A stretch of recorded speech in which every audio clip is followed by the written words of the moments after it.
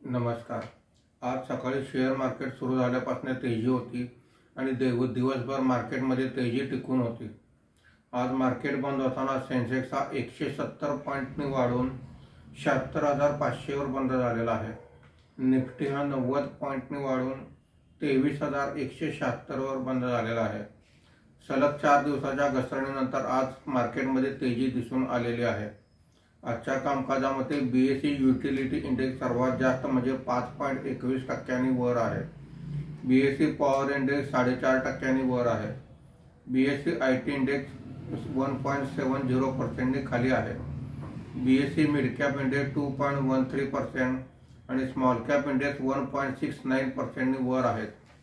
आजच्या कामकाजामध्ये निफ्टीमध्ये वाढलेले मुख्य शेअर्स पुढील प्रमाणे: अडानी एंटरप्राइजेस 6.98%, हिंदाल्को 4.82%, अडानी पोर्ट 4.73%, श्रीराम फायनान्स 4.41% अशी वाढ आहे।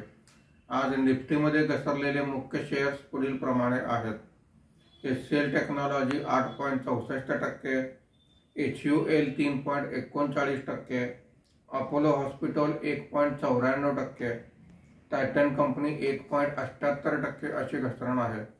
आज सुद्धा एफआयआयने मोठ्या प्रमाणावर म्हणजे 8,132 कोटी रुपयांची विक्री केलेली आहे।